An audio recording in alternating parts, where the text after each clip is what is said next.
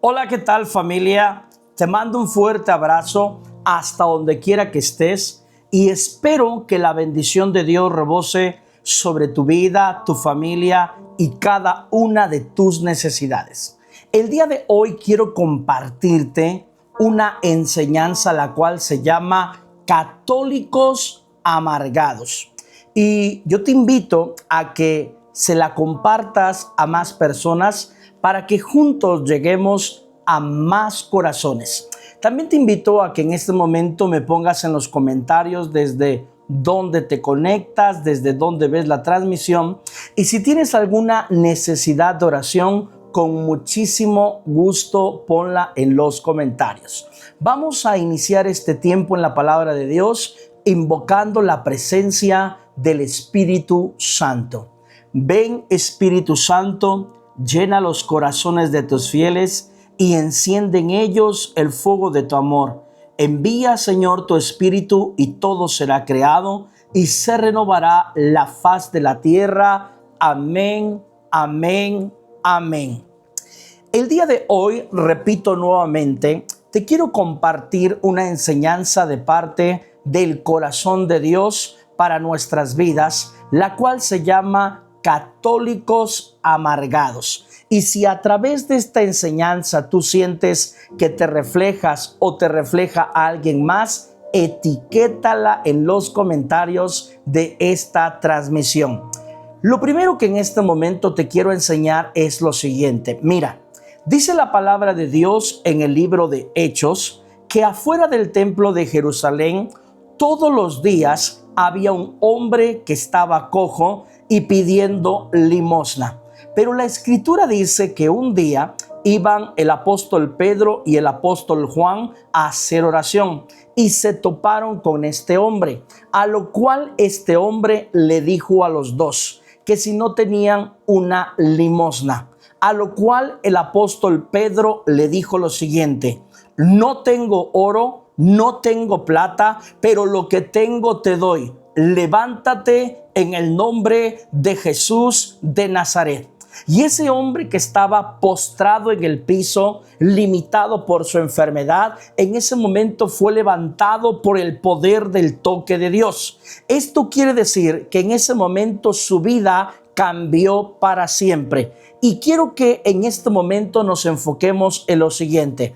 Este hombre estaba todos los días en el templo, pero su vida no había cambiado. Este hombre estaba todos los días en el templo, pero su vida seguía siendo la misma. Su vida fue cambiada, su vida fue transformada cuando conoció el poder del nombre de Jesús. Lo que te estoy queriendo decir es lo siguiente: ir todos los días al templo y pasar mucho tiempo en la iglesia no te cambia la vida. Lo que te cambia la vida es el Señor Jesús. Y no me malinterpretes, yo no te estoy diciendo que no vayas al templo, a tu parroquia, a tu capilla, a tu iglesia. Estoy diciendo que cultives una relación profunda con el Señor. ¿Para qué? Para que no te llegue a pasar lo que a este hombre le pasó, que estaba todos los días en el templo, que pasó mucho tiempo en el templo, que pasó muchos años en el templo, pero su vida no había sido transformada. Tú ve al templo, pero ten contacto y comunión con el Señor y Él va a hacer que tu vida vaya de gloria en gloria, de bendición en bendición. ¿Por qué? Porque lo que tiene el poder para cambiar nuestras vidas es el poder del Señor.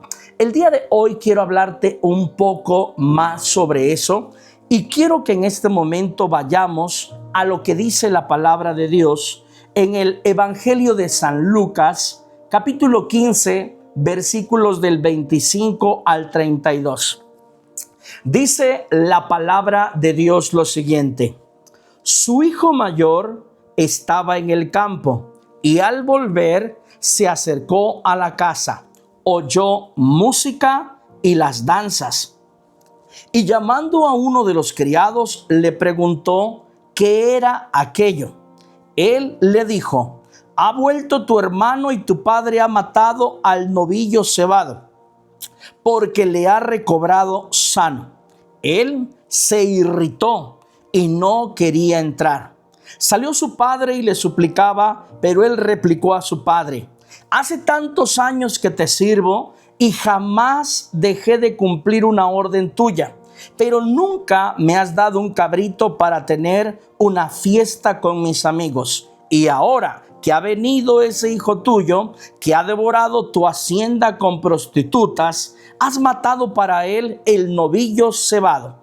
Pero él le dijo: hijo, tú siempre estás conmigo y todo lo que es mío es tuyo, pero convenía celebrar una fiesta y alegrarse, porque este hermano estaba muerto y ha vuelto a la vida, estaba perdido y ha sido hallado. Palabra del Señor. Gloria a ti, Señor Jesús. Miren, el día de hoy la Escritura nos habla de la parábola del hijo pródigo. Y yo creo que aunque no estés muy familiarizado con la iglesia y la palabra de Dios, en alguna ocasión de lejos o de rebote has llegado a escuchar sobre la parábola del hijo pródigo. Y esta parábola es una de las parábolas más famosas que nos hablan de la misericordia del Padre. En esta parábola podemos centrarnos en cómo el perdón de Dios está accesible para cada uno de nosotros cuando buscamos a Dios con humildad y con sencillez, y Él nos da su perdón. Literalmente todos en algún momento hemos sido el hijo pródigo. Pero el día de hoy no quiero centrarme en ese enfoque de la Escritura, o al menos en este hijo. Quiero centrarme en el hijo mayor.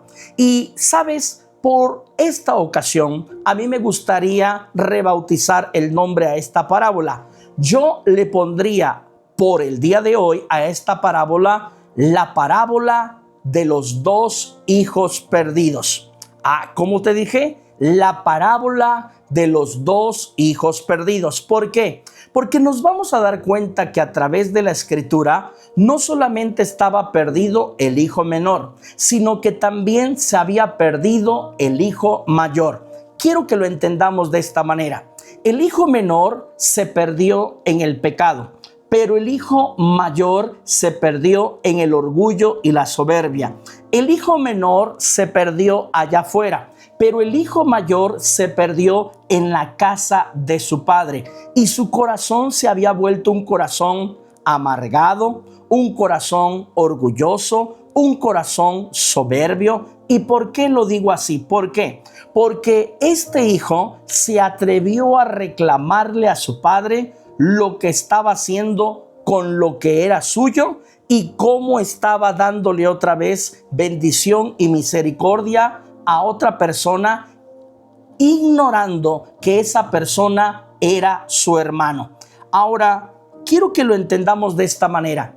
En la parábola del hijo mayor podemos darnos cuenta que el hijo mayor se había llenado de orgullo espiritual. ¿Por qué? Porque no solamente le reclamó a su padre lo que estaba o lo que no estaba haciendo, sino que el hijo mayor llegó a decir: Padre, yo siempre he estado contigo y yo siempre te he obedecido en todo. Literalmente lo que le estaba diciendo este hijo a su padre es: yo soy un hijo bueno, yo soy un hijo santo, yo soy un hijo obediente. Y escucha lo que te voy a enseñar. Su padre le dijo: estoy contento y estoy celebrando porque tu hermano que estaba perdido fue hallado. Estaba muerto y resucitado. Y en ningún momento a su hermano le importó. Él estaba más concentrado en decir: yo soy bueno, yo soy santo, yo soy obediente, y a mi hermano que se lo lleve el carajo. Y la realidad es que muchas veces nosotros podemos llegar a caer en actitudes similares. Te lo explico de esta manera. Cuando ya tenemos cierto tiempo caminando con Dios y también sirviendo en la iglesia, a veces nos puede pasar lo que el hijo pródigo. Nos sentimos buenos, obedientes y santos, y vemos con menosprecio a todos aquellos que vienen llegando a la iglesia, que vienen reconciliándose con Dios, o que estaban perdidos y están siendo hallados. Pero como nosotros ya tenemos cierto tiempo en la iglesia, ya nos sentimos muy espirituales y a veces esas actitudes no son tan gratas ni a la vida de nuestro prójimo, ni tampoco a los ojos de Dios. ¿A qué me refiero con esto? Miren, a veces cuando el ego espiritual se nos llega a subir a la cabeza, nos llegamos a creer mucho. El hijo pródigo decía, yo soy bueno, yo soy santo, yo soy obediente. Y a veces nosotros nos sentimos mucho, ¿por qué? Porque ya somos coordinador del grupo, nos sentimos mucho porque ya somos ministros, nos sentimos mucho porque ya somos lectores, nos sentimos mucho porque ya somos catequistas, nos sentimos mucho porque ya predicamos la palabra, nos sentimos mucho porque ya dirigimos la asamblea de oración y sobre todo cuando alguien te alimenta el ego. Hermano, qué bonito predica. Hermana, qué bonito reza. Hermana, qué bonito comparte la palabra. Y cuando te lo llegan a decir, te esponjas como guajolote, te esponjas como pavo real. ¿Por qué? Porque en realidad era lo que querías escuchar, que te alimenten el ego espiritual.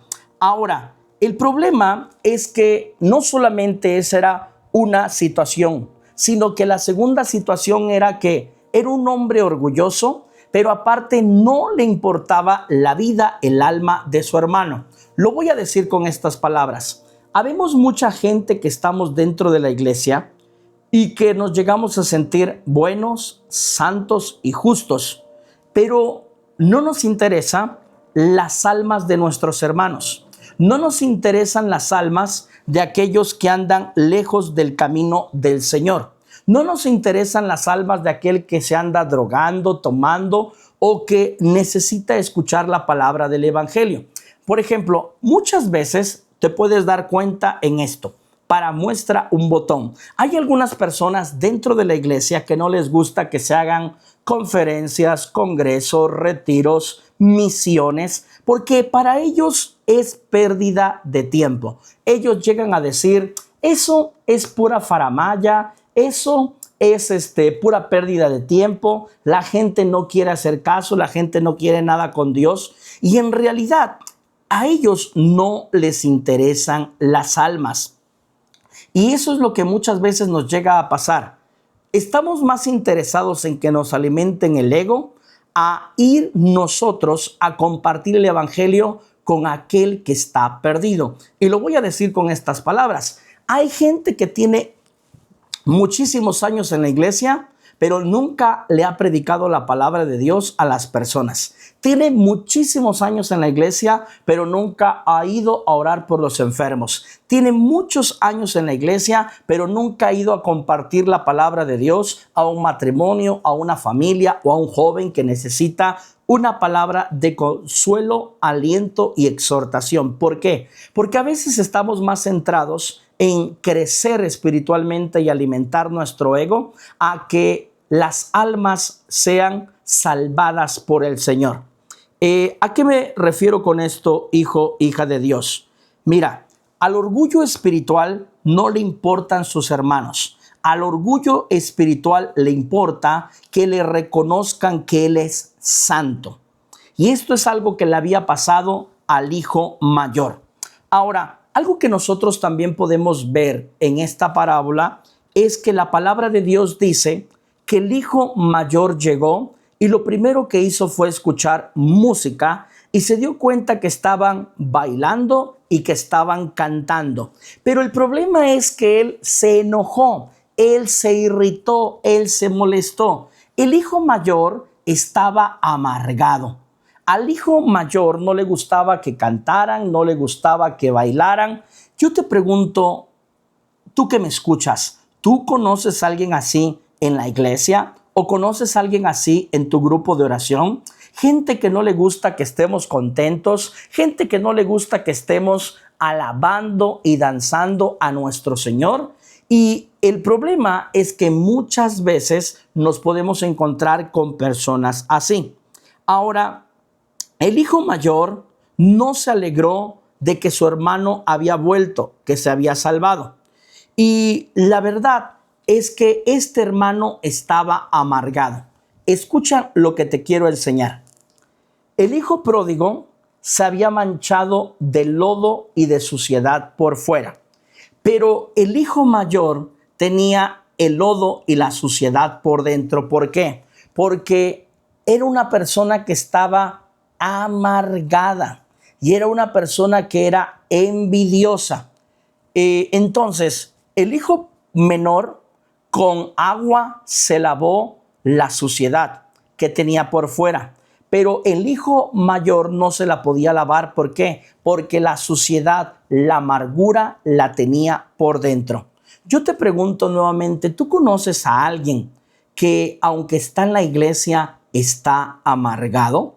Y si tal vez no lo conoces es porque ese alguien eres tú. Ahora, la palabra de Dios no solamente nos enseña eso, sino que la palabra de Dios nos enseña que cuando el hijo mayor llegó, se enojó. Pero lo siguiente que hizo fue empezar a decir, este hijo tuyo andaba en pecado, andaba lejos malgastando tu dinero con mujeres y ahora vuelve, lo recibes, le das el becerro gordo y a mí nunca me has dado uno. Esto quiere decir que el hijo mayor empezó a criticar y a señalar los errores del hijo menor. A veces nosotros también podemos caer en la situación de ser personas que señalamos los errores de nuestros hermanos. Y lo voy a decir con estas palabras. Cuando nosotros ocupamos nuestros labios para criticar y señalar el pecado, los errores y las miserias de una persona, le estamos prestando nuestros labios al diablo. ¿Por qué? La palabra de Dios dice que el diablo es el acusador, es el que señala los defectos, caídas, errores, pecados, tropiezos. Y cuando nosotros empezamos a decir, es que este hijo tuyo no merece ser bendecido porque pecó, porque se equivocó, porque malgastó, porque hizo esto, porque hizo lo otro, en ese momento nosotros le estamos prestando los labios al diablo. Ahora, algo que a mí me causa curiosidad es lo siguiente. Hay mucha gente que le pone pretextos a Dios para servir, pero no le pone pretextos al diablo porque le presta sus labios para criticar y para señalar. Y esto es lo que el hijo mayor estaba haciendo. Estaba señalando, criticando los errores de su hermano en el pasado. Ahora, ¿a qué me refiero con esto? Muchas veces nosotros nos vamos a encontrar con gente similar, que siempre estará buscando criticar, señalar o hasta descalificar el trabajo que hagas, o si se puede meter con tu reputación, lo va a hacer. Te pongo un ejemplo. Supongamos que están dos personas platicando y una le dice a la otra, oye, qué bonita hace la misa el sacerdote de tu parroquia. Y la otra persona le dice, fíjate que sí, ¿verdad? Hace muy bonita la oración y también las homilías las da muy bonitas, pero aquí entre nos, al otro día a mí me dijeron que es bien borrachín, porque lo ven que va al Oxxo que está en la esquina de la colonia y siempre se pide sus cigarros y 2 botellas de whisky. Y aparte, qué bueno que sí logró ser sacerdote, ser cura, porque me habían dicho que cuando era seminarista era bien burro en la escuela y que por eso el obispo no lo quería ordenar. ¿Qué es lo que está haciendo esta persona? Está señalando los errores, las miserias, pero aparte está destruyendo la buena reputación de una persona, porque añadido a eso ni siquiera sabe si es o no es verdad. Por ejemplo, te pongo otro ejemplo. 2 personas, una le dice a la otra, fíjate que el otro día escuché un tema que dio el hermano fulano en el grupo de oración.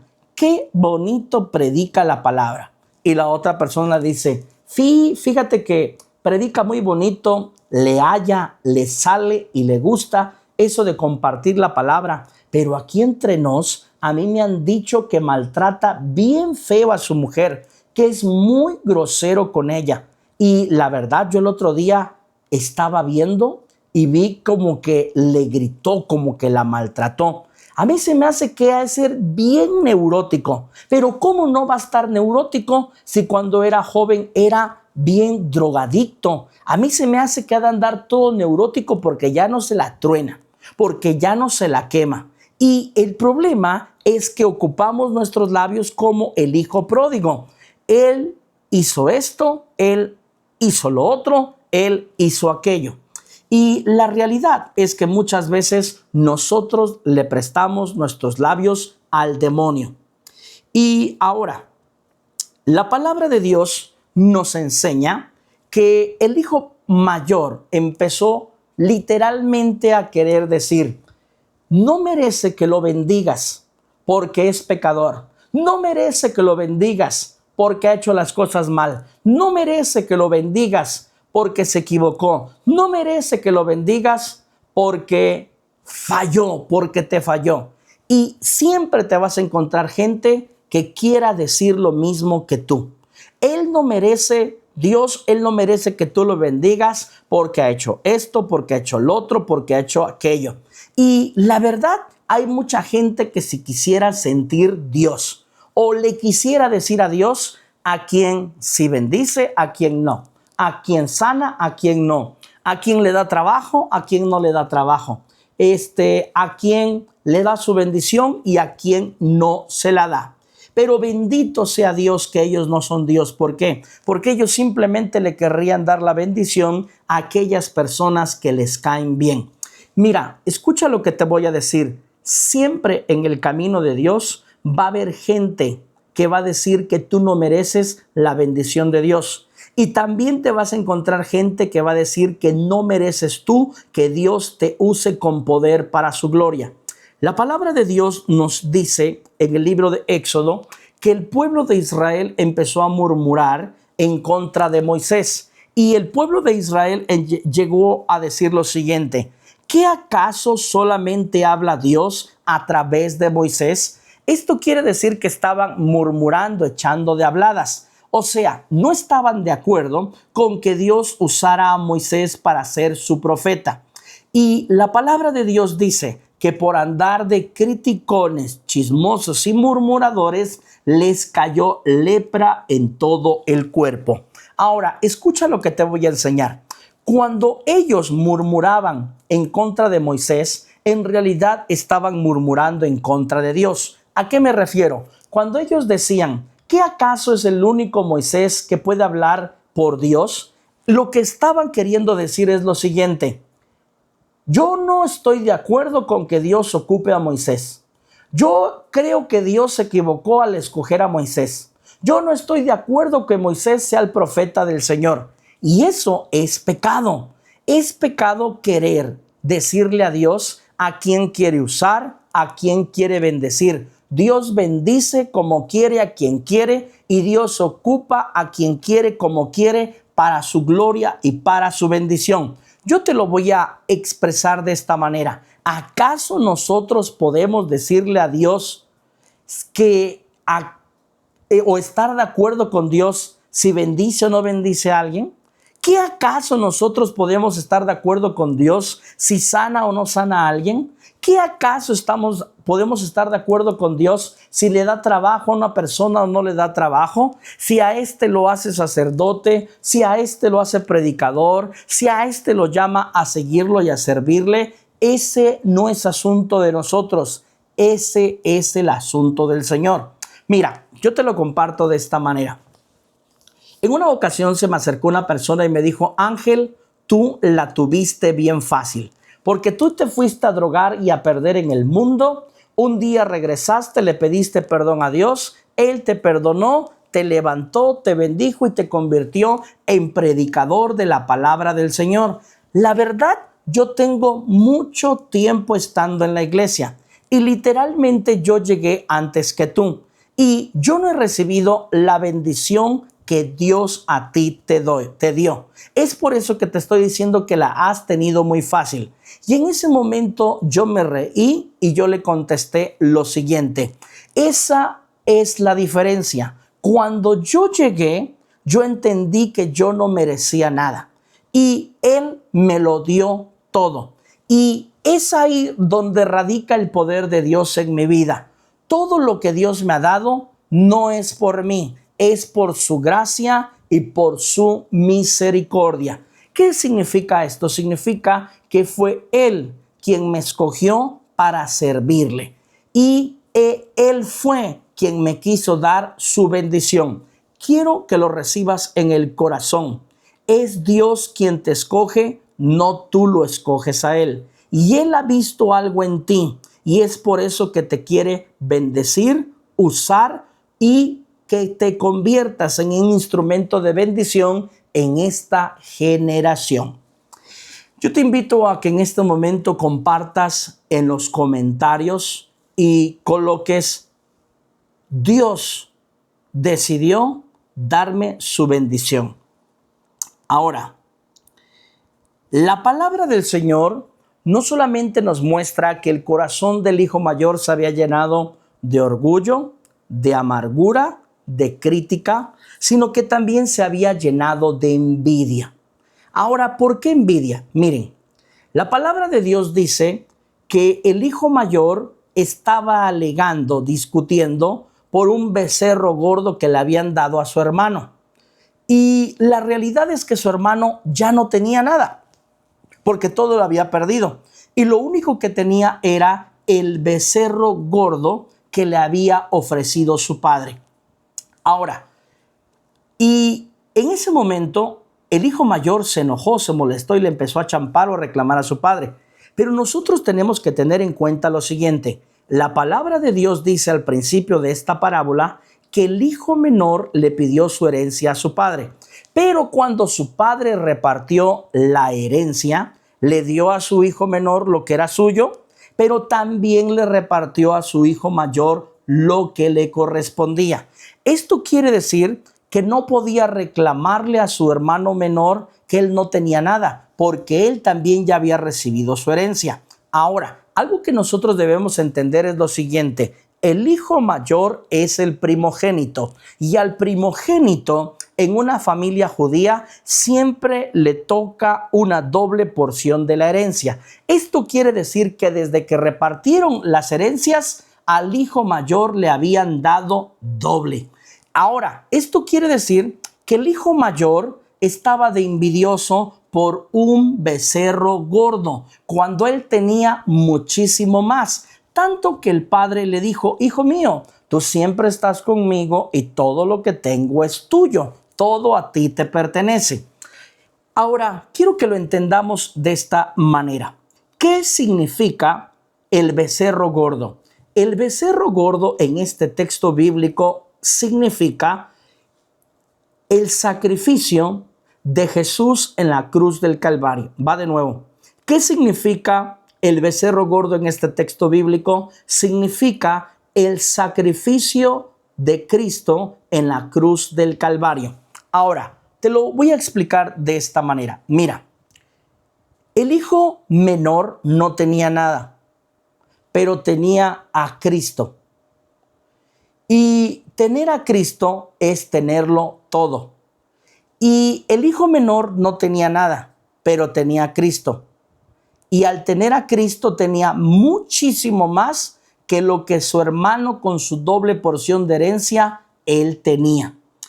Es por eso que este hijo estaba envidioso.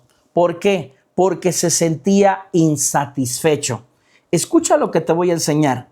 El hijo menor ya no tenía nada, pero tenía a Cristo. Y el hijo mayor lo tenía todo, pero se sentía frustrado, chocado y amargado. Escucha la pregunta que en este momento voy a hacer.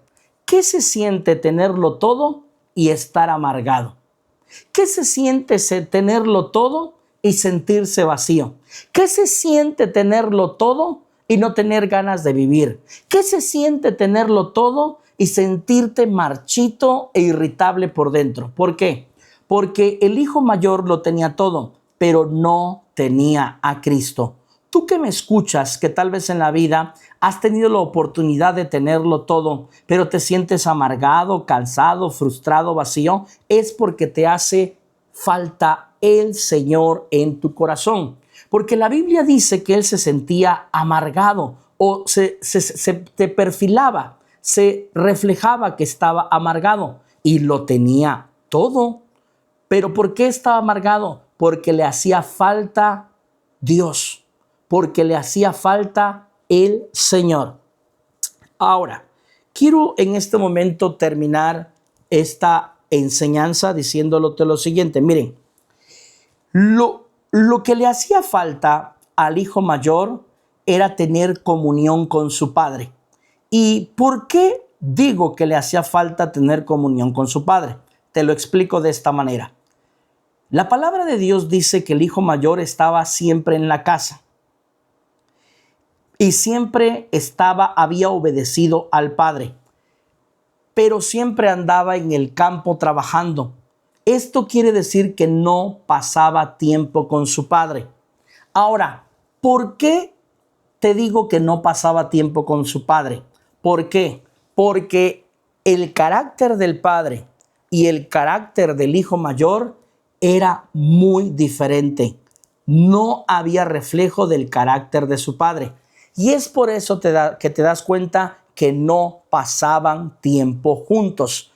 Ahora, esto explica por qué muchas veces nosotros pasamos tiempo en la iglesia, tiempo en los grupos de servicio, en los grupos apostólicos, pero no se nos ve reflejado el carácter de Cristo. Y a veces, aunque estamos en la iglesia y en los grupos de oración, nos parecemos al hijo mayor, amargados, envidiosos, peleoneros, orgullosos, y literalmente no se ve el reflejo del Padre, no se ve el reflejo del Señor. Y esto es porque aunque estamos en la casa, en la hacienda, trabajando y sirviendo, hemos descuidado pasar tiempo con el Señor. ¿Cómo te das cuenta que le hacía falta pasar tiempo al hijo mayor con su padre? ¿Por qué? Porque el hijo mayor le dijo: nunca me has dado un becerro, un ternero para comérmelo con mis amigos. Esto quiere decir que él quería un cordero para disfrutar con sus amigos. No quería un cordero para pasar tiempo y disfrutar con su padre.